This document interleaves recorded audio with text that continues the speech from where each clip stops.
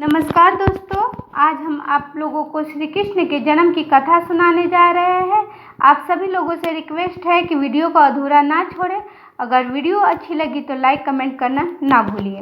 भाद्रपद कृष्ण अष्टमी तिथि की घनघोर अंधेरी रात को रोहिणी नक्षत्र में मथुरा के कारागार में वासुदेव की पत्नी देवकी के गर्भ से भगवान श्री कृष्ण ने जन्म लिया था। यह तिथि उसी शुभ घड़ी की याद दिलाती है और सारे देश में बड़ी धूमधाम से मनाई जाती है। द्वापर युग में भोजवंशी राजा उग्रसेन मथुरा में राज्य करता था।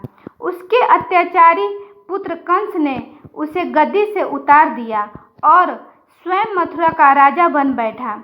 कंस की एक बहन देवकी थी, जिसका विवाह वासुदेव नामक यदुवंशी सरदार से हुआ था।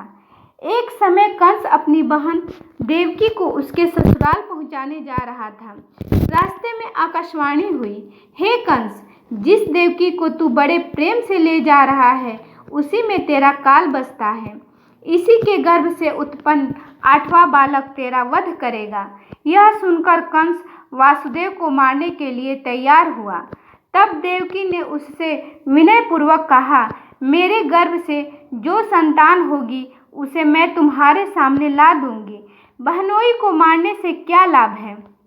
कंस ने देवकी की बात मान ली और मथुरा वापस चला आया। उसने वासुदेव और देवकी को कारागृह में डाल दिया। वासुदेव देवकी के एक एक करके 7 बच्चे हुए और 7 को जन्म लेते ही कंस ने मार डाला। अब 8वां बच्चा होने वाला था। कारागार में उन पर कड़े पहरे बैठा दिए गए। उसी समय नंद की पत्नी यशोदा को भी बच्चा होने वाला था। उन्होंने वासुदेव देवकी के दुखी जीवन को देख 8वें बच्चे की रक्षा का उपाय रचा। जिस समय वासुदेव देवकी को बच्चा पैदा हुआ, उसी संयोग से यशोदा के गर्भ से एक कन्या का जन्म हुआ, जो और कुछ नहीं सिर्फ माया थी। जिस कोठरी में देवकी वासुदेव कैद थे, उसमें अचानक प्रकाश हुआ और उनके सामने शंख चक्र गद पद धारण किए चतुर्भुज भगवान प्रकट हुए। दोनों भगवान के चरणों में गिर पड़े। तब भगवान ने उनसे कहा, अब मैं पुनः नवजात शिशु का रूप धारण कर लेता हूँ। तुम मुझे इसी समय अपने मित्र नंद जी के घर भेज आओ और उनके यहाँ जो कन्या जन्मी है उसे लेकर कंस के हवाले कर दो। इस समय वातावरण अनुकूल नहीं है, फिर भी तुम चिंता न करो।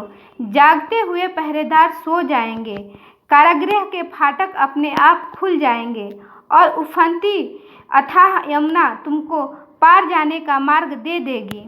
उसी समय वासुदेव नवजात शिशु रूप श्री कृष्ण को सूप में रखकर कारागृह से निकल पड़े और अथाह यमुना को पार कर नंद जी के घर पहुँचे।